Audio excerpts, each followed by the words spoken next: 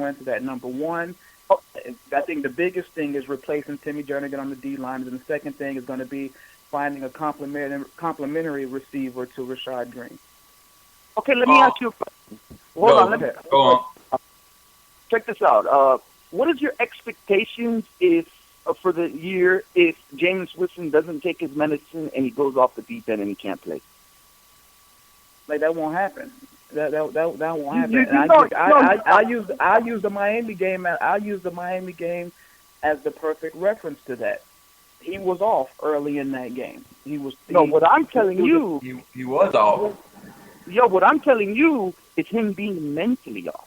He's not mentally stable now. He's not mentally off. He's fine. That's some stuff like Hurricane fans make up to feel better about your chances. But back to the point, though, like in the Miami game, he was off through 2 picks in the first half. It was just he was off that game. But then this is where we talk about, and I guess this is where I go back to your coaching, and I compare Jimbo Fisher to James Coley as offensive coordinator. What Jimbo did coming out in the second half was run the ball, screen passes, get your defense to suck up, and then made Jameis have some easier throws.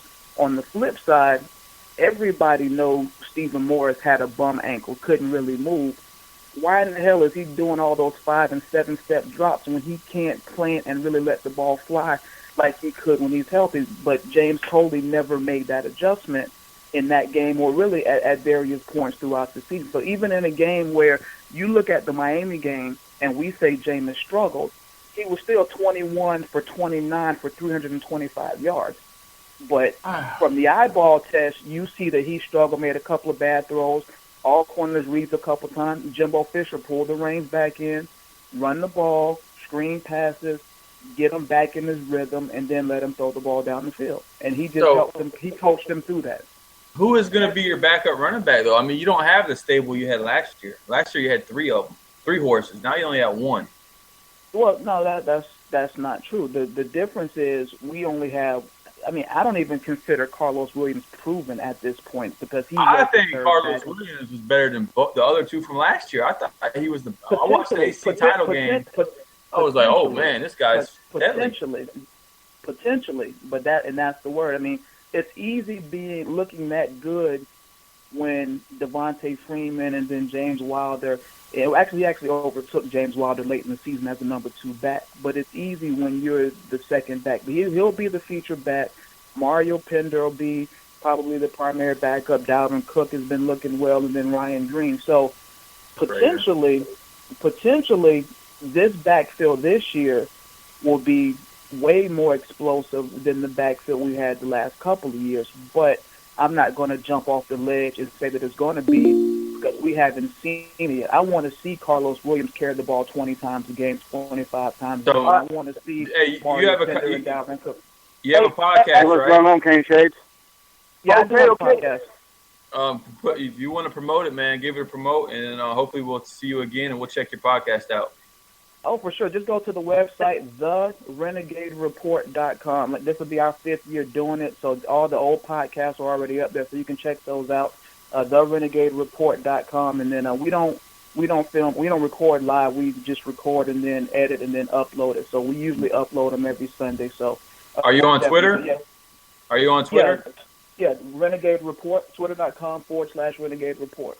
Well, give us a follow at LoveDU32. Kane Shades A3. If I'm not mistaken, I shot you a message. I think it was last week when you said Stacey Coley was the best receiver in the ACC. I shot you a message on Twitter disagreeing with that. Oh, I got you. I'm going to follow you. I'll hit you up. And, man, appreciate the support. And give us a call back next week or whenever, man. No problem. Thanks for calling, man. Yeah. All right, let's get to the new caller. What's going on? Kane Shades Radio, what's going on? What's going on with Kane Shades? Miami, Florida, boys. Who is this? This is your boy, Brazzy B. Tennessee. You might know me as another name online, but I go by Jake when I'm just on my telephone. I'm not a big Miami Hurricane fan, but I am a big Kane Shades Radio fan. You fellas are doing yourselves a fine job on there, And I just wanted to call in and say I thank you because I don't get to hear much about them Miami Hurricanes up here. Well, hey, we wear the same color orange, or a little bit different tint, but the same color. Oh, it's a lot different there, Bo. Ours is UT orange. Yours is that old ugly burn orange. But ours is. So we got a lot of history. We got a lot of history. Ours is a prettier orange, I would say. Well, I guess that's a matter of opinion. Hey, you know, I don't mean to be quoting anybody, but have y'all had any calls from any of them whores lately? No whores, not today. We need some. We're looking for some. Hey, in the South Carolina game, were you damn nearly in tears? I was damn nearly in tears, Unc. Damn nearly. Hey, listen, you guys know who the hell this is. You guys are doing a great job. Looks like you got a lot of good callers today. Thank you. Yeah. Keep it up. BBD is the man. Checkerboard, Bulls checkerboard country. Check it out. out. My whores up here will keep listening. All right, appreciate the support, BBD. We'll send a couple your way to your show. Don't worry about it. There you go. Send some whores our way. We need some bad. That's fat, guys. You know, we don't get a lot of whores. I'd just let her play with my hair if she wanted to. I think Bellers, have a good one. Jake's out. I think we got Brazzy on here, too. What up, Brazzy? What's up, Brazzy? What's up? What's up, man? Not much. Another fellow orange. Another fellow orange. Yeah, we got nothing but orange in here. So, what is the expectations of Clemson? The expectations right now is to at least win 10 games this year. Y'all are not going to win 10 games. We will win 10 games this year. Want to bet $750 on? Hey, anytime. $750. Anytime. I'm willing to bet. Jay, how many games will Clemson win this year? Like I said, we will. I don't know, man. I'd say it probably. I'd say 8. 8 wins. And who do you think we're going to lose to? I'll give them 9-3. No, I think they do what they do every year. They'll be there top 5 and then just drop off. Like, you know, they'll fall off. We're going 12-0 with our orange shades on. No. You better put some purple shades on. What is y'all's preseason? What is y'all's preseason ranking this year? I'm not sure. I haven't seen it. I think it's 21. Okay. All right, Bradley. Thanks for calling, homie. Thanks for calling, man. All right. Hey, no problem. Hey, but with that, talking about rankings and all that, the USA Today came out and they got us ranked number 49th in the nation in USA Today. Wow. 49th. Jesus Christ. Can you believe that? Hey, check this out. We got about 10 minutes left. We were supposed to have what happened to Andre King? He was supposed to. I have no clue what happened to him. He told me earlier today he was going to be on. It would be no problem. There's been no call. And did you hit him up? I hit him up. Maybe he's busy. He's got kids. He's got all that. But he told me his last message was, "Okay, should be good," is what he told me for 6:30. Maybe next week. I don't know. He was going to be our for next week. He was going to be our first Kane player on here. Thought it was coming through. I guess maybe, like I said, he's got a family, job. Maybe couldn't get on here tonight. Oh, yeah, we'll schedule that. That ain't nothing major. Yeah, we'll do it next week. But we do have Najee Davenport coming on a week before his the U Reloaded comes to support that DVD. And if you check the highlights out, man, that shit looks bad, fucking ass. Awesome. Man, I've seen the trailer, man. That trailer looked like some fucking a real deal, uncut documentary type shit. You saw it? They're in the fucking locker room and all kinds of shit, man. I'm like, what the fuck? Santana Moss telling people to suck his dick and shit. Yep. Ken Dorsey's like, you're bothering me. That shit is just like behind the scenes, like how they acted during that year. I can't wait for that shit, man. Yeah, man, that shit. I didn't think the documentary was going to be like that. When I saw the trailer, I was like, wow. Yeah, I mean, they're coming out with 2 of them. He's coming out with his, and the guy that made the U, I forgot his damn name. He's coming out.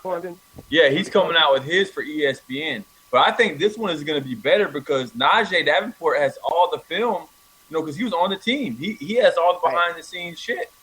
So let me get this right because I did not know this. So we're gonna have Davenport's documentary and then another 30% on ESPN. Yeah, Davenport tried to pitch his to ESPN. They declined him. And then Corbin went and pitched it, and they gave it to Corbin. I don't know why. They should have gave it to Davenport because he has all the behind-the-scenes footage that Corbin could never get in his fucking life. Well, we're gonna be supporting Davenport. Yeah. We're supporting Davenport, the player. We're not supporting Corbin because he went to University of Miami. We're supporting the running back for the University of Miami. Hey, well, y'all can say what y'all want, but Corbin made Cocaine Cowboys. I support him too. I don't give a fuck. I'm rolling with the Cane, man. I'm rolling with my man Najee Davenport. I didn't know that. I thought it was just going to be Davenport. I did not know we were going to have another ESPN. Yeah, there's going to be two of them. Hey, listen to this. Maryland's head coach, because Maryland went to the Big Ten. This dumb motherfucker, he made a comment. He said now he's so happy to be in the Big Ten because he's in a football conference now and not a basketball conference. Can you believe this? That shit don't matter because that's not a football fucking school. So what the fuck are you bitching about? He's not gonna win nothing anyways. Like you Edsel, you suck. You're not gonna beat Michigan State. No, none of them. You have to be especially bad at sports. We got a caller? Here we go. We got a caller right here. You're welcome to Kane Shades Radio. What's up, man? This is Bang Kane. Oh, Bang Kane, what's going on, man? What's up? Not much, man. Just listening to y'all, man. Been hearing some real good conversations going on. Yeah, we got Florida State fans calling in that don't even know their mascot. Man, we got all kinds of stuff going on. What's on your mind tonight? Not much. Just I heard the last thing y'all was saying about the documentaries that's coming out. I know the one with Corbin, the one that's coming out. That is a part 2 of basically a one where they left off at. They're going to finish up in the 90s, 2000, and up inside championship. Yeah, but Najee Davenport is doing the same thing with the U Reloaded, but he's got behind the footage. Like he was there in the locker room. They got it's on my Facebook page. You can look at it.